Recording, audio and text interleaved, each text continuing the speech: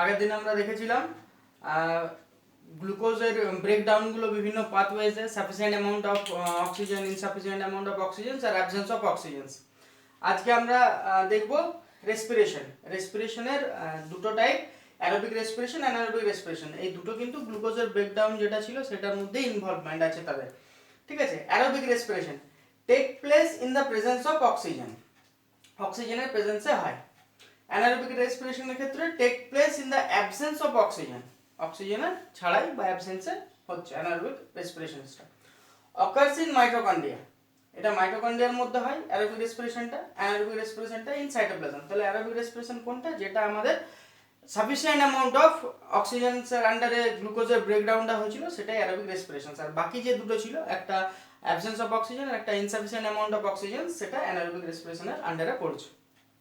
Next point হচ্ছে end products আর CO2 and H2O। End products বা বাই প্রোডাক্টস যেগুলো তৈরি হচ্ছিল সাথে, সেগুলো ছিল কি কি? কার্বন ডাই অক্সাইড আর ওয়াটার।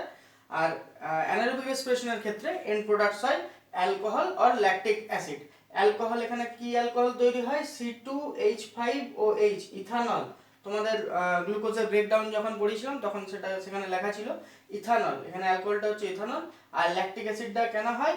ল্যাকটিক অ্যাসিডটা হয় অক্সিজেনের অভাবে, due to lack of oxygen মাসেলগুলো ফ্যাটিক হয়, যার জন্য মাসেল ব্যথা করে, আর ল্যাকটিক অ্যাসিডটা ক্রিয়েট হয়।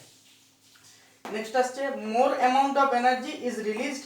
অ্যারোবিক রেসপিরেশনের ক্ষেত্রে সাফিসিয়েন্ট অ্যামাউন্ট অফ অক্সিজেনের প্রেজেন্সে হওয়ার জন্য এটা এনার্জিটা যেটা রিলিজ করে সেটা মোর অ্যামাউন্ট হয়, 38 মলিকুলস ATP, যেটা মাইটোকন্ড্রিয়ায় স্টোর হয়। সেই জন্য মাইটোকন্ড্রিয়াকে power house of the cell বলা হয়। অ্যানারোবিক রেসপিরেশনের ক্ষেত্রে যে এনার্জিটা রিলিজ হচ্ছে সেটার অ্যামাউন্টটা less amount of energy is released. এবার আমরা যেটা দেখব হিউম্যান রেসপিরেটরি সিস্টেমস। এটা তোমাদের বইয়ের মধ্যে এনসিইআরটি বইয়ে অনেক বড় করে দেওয়া আছে, সেটা একটা টেবুলার ফর্মে আমি একটা ছোট করে পুরো জিনিসটাকে সাজিয়েছি। Passage of air through the respiratory system, কিভাবে যায়, প্রথমে কোন পোরশনটাতে যায়, তারপরে কোনটাতে, পরপর স্টেপ ওয়াইজ করা রয়েছে। প্রথমে যাচ্ছে নস্ট্রিল থেকে ন্যাসাল প্যাসেজ থেকে ন্যাসাল ক্যাভিটি থেকে pharynx, then larynx, trachea, bronchi, lungs, bronchioles, alveolar, blood ক্যাপিলারিসে গিয়ে অক্সিজেনটা মিশে সেখান থেকে হার্টে যাচ্ছে, হার্টে গিয়ে ওখানে অক্সিজেনেটেড ব্লাড আর ডিঅক্সিজেনেটেড ব্লাড দুটো সেপারেট হয়ে বডির মধ্যে ছড়িয়ে যাচ্ছে। ঠিক আছে। এখানে একটা কোশ্চেন রয়েছে অ্যালভিওলার বা অ্যালভিওলাই, এটা খুবই ইম্পর্টেন্ট, এটা শর্ট কোশ্চেনে আসে, অনেক সময় শর্ট নোটও দেয়। অ্যালভিওলাই কি? অ্যালভিওলাই হচ্ছে স্ট্রাকচারটা এরকম। অ্যালভিওলাই হচ্ছে এয়ার স্যাক। আমরা যখন অক্সিজেনটা থ্রু রেসপিরেশনস বডির মধ্যে নিচ্ছি, তখন এই অ্যালভিওলাইগুলোই অক্সিজেনটাকে ধরে রাখছে। ঠিক আছে। একটা এয়ার স্যাকের কাজ করে, বায়ুর থলে। ঠিক আছে। ওই থলের মধ্যে অক্সিজেনটাকে ধরে রাখছে। রেসপিরেটর ব্রঙ্কিওলের মধ্যে এই জিনিসটা যাচ্ছে, অক্সিজেনটা গিয়ে অ্যালভিওলাইয়ের মধ্যে ওটা স্টোর হচ্ছে, ধরে রাখছে। আমাদের বডির মধ্যে নিয়ার অ্যাবাউট 480 মিলিয়ন অ্যালভিওলাই রয়েছে, যেগুলো আমাদের অক্সিজেনটাকে স্টোর করে বডির মধ্যে আমাদের বডিটাকে চালিয়ে রাখতে সাহায্য করছে। নেক্সট আমরা যেটা দেখছি সেটা হচ্ছে মেকানিজম অফ ব্রিদিং। আমরা যে ব্রিথ করছি সেটার দুটো প্রসেস হচ্ছে, একটা ইনহিলেশন, একটা এক্সিলেশন। যখন আমরা নিচ্ছি অক্সিজেনটার ভিতরে সেটা ইনহিলেশন, যখন সেটাকে কার্বন ডাইঅক্সাইড হিসেবে বাইরে বার করে দিচ্ছি তখন সেটা হচ্ছে এক্সিলেশন। তাহলে মেকানিজমসটা দেখবো এক্ষেত্রে কি কি হচ্ছে। ইনহিলেশন এক্সিলেশনের ক্ষেত্রে মেকানিজমস কি কি হচ্ছে। During inhalation the thoracic cavity expands. Thoracic cavity মানে চেস্ট ক্যাভিটিটা কি হচ্ছে? ইনহেলেশনের সময় এক্সপ্যান্ড হচ্ছে। এক্সহেলেশনের সময় কি হচ্ছে? থোরিয়াক ক্যাভিটি কন্ট্রাক্টস, থোরিয়াক ক্যাভিটিটা সিকুড়ে যাচ্ছে, কন্ট্রাক্টস হচ্ছে। রিবস লিফট আপ, বুকের যে পাঁজর বা খাঁচাটা রয়েছে সেটা উপরের দিকে উঠছে যখন ইনহেলেশন, মানে অক্সিজেনটা যখন নিচ্ছি তখন অক্সিজেনটার জন্য নেওয়ার জন্য বুকের খাঁচা বা পাঁজরটা, রিবসগুলো, সেগুলো কি হচ্ছে? উপরের দিকে উঠছে, লিফট আপ হচ্ছে। রিবস মুভ ডাউনওয়ার্ডস, এক্সহেলেশনের সময় রিবস গুলো ডাউনওয়ার্ডস হচ্ছে। Diaphragm become flat in shape, ইনহেলেশনের সময় ডায়াফ্রামটা বা চেস্ট ক্যাভিটিটা যেটা থাকছে, চেস্ট ক্যাভিটির যে ডায়াফ্রামটা থাকছে সেই ডায়াফ্রামটা কি হচ্ছে? শেপটা ফ্ল্যাট হয়ে যাচ্ছে, এরকম ভাবে ফ্ল্যাট শেপের হয়ে যাচ্ছে। ঠিক আছে। whereas in exhalation diaphragm becomes dome in shape, গুম্বদ আকারে। ডোম মিন্স হচ্ছে গুম্বদ।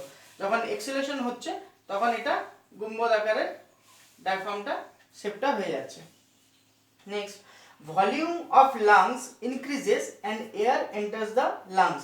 যখন অক্সিজেনটা লাংসের মধ্যে ঢুকছে তখন লাংসের ভলিউমটা অক্সিজেন ঢোকার জন্য ইনক্রিজ করছে, ভলিউমটা বেড়ে যাচ্ছে।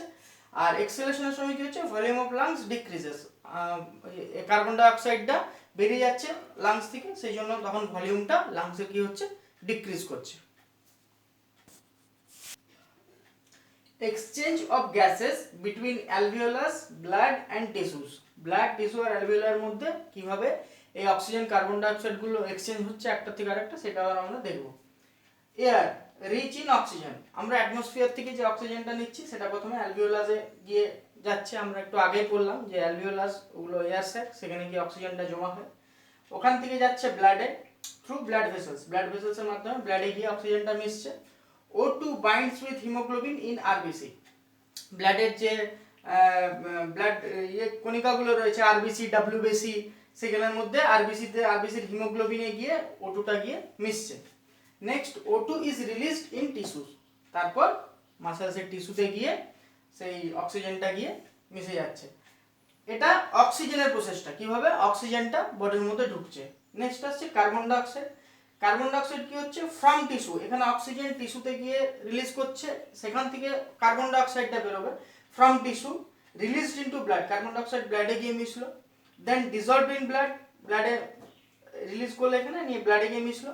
From blood vessels, blood vessel থেকে কার্বন ডাই অক্সাইডটা রিলিজ হচ্ছে কোথায়, আবার অ্যালভিওলার স্যাকে গিয়ে রিলিজ হচ্ছে। তাহলে অ্যালভিওলার স্যাক একবার অক্সিজেন এন্টার করছে এই অ্যালভিওলার স্যাকে, আবার অ্যালভিওলার স্যাকে কার্বন ডাই অক্সাইডটা রিলিজ করছে। এই অ্যালভিওলার স্যাক থেকে আবার কার্বন ডাই অক্সাইডটা থ্রু নস্ট্রিল আমাদের শরীর থেকে বাইরে বেরিয়ে যাচ্ছে। টেরেস্ট্রিয়াল অর্গানিজমস, এবার আমরা দেখব অ্যাটমসফিয়ারে কোন কোন এলাকা বা অঞ্চলের পোর্শনের যারা থাকছে, যারা ইনহেবিটেড, তাদের অক্সিজেনটা তারা কোথা থেকে পাচ্ছে। ফার্স্টে রয়েছে টেরেস্ট্রিয়াল অর্গানিজমস, উপকূলীয় বা টেরেস্ট্রিয়াল পোর্শনে যে সকল অর্গানিজমস গুলো রয়েছে তারা তাদের অক্সিজেনটা কোথা থেকে পায়, অ্যাটমসফিয়ার থেকে। Use atmospheric oxygen for respiration, তাদের রেসপিরেশনের জন্য যে অক্সিজেনটা দরকার সেটা তারা অ্যাটমসফিয়ার থেকে পাচ্ছে। অ্যাকোয়াটিক অর্গানিজমস, অ্যাকোয়াটিক লাইফ যেগুলো রয়েছে জলের মধ্যে, তারা অক্সিজেনটা কোথা থেকে পাচ্ছে না, ইউজড ডিজলভড অক্সিজেনস ফর রেসপিরেশনস, জলের মধ্যে যে অক্সিজেনটা থাকে ডিজলভড অক্সিজেনটা, সেখান থেকে তারা তাদের প্রয়োজনীয় অক্সিজেনটা যেটা দরকার হয় সেটা নিয়ে নেয়। নেক্সট আসছে respiration in plants. Respiration in plants is simpler than the respiration in animals. Gaseous exchange occur through তিনটে প্রসেসের মধ্যে দিয়ে হচ্ছে, stomata in leaves, lenticels in stems, general surface of the roots. Stomata কি লিভসের, সেগুলো আমরা জেনেছি। ল্যান্টিসেল স্টেমের মধ্যে থাকে, তাহলে স্টেমে যে অক্সিজেনটা পৌঁছায় পাতার মধ্যে সেটা ল্যান্টিসেলের মাধ্যমে পাতাতে পৌঁছাচ্ছে। তা সেই অক্সিজেনটার ল্যান্টিসেল থেকে বেরিয়ে বা carbon die oxide gaseous exchange যেটা হচ্ছে ফটোসিনথেসিসের জন্য ওদের কার্বন ডাই অক্সাইড দরকার হয় র ম্যাটেরিয়ালস হিসেবে, আমরা আগেই পড়েছি, সেটা থ্রু ল্যান্টিসেলসের মাধ্যমে পৌঁছাচ্ছে পাতায়। And general surface of the রুটসের যে জেনারেল সারফেসটা রয়েছে সেটার মাধ্যমে গ্যাসিয়াস এক্সচেঞ্জগুলো হয়ে থাকে।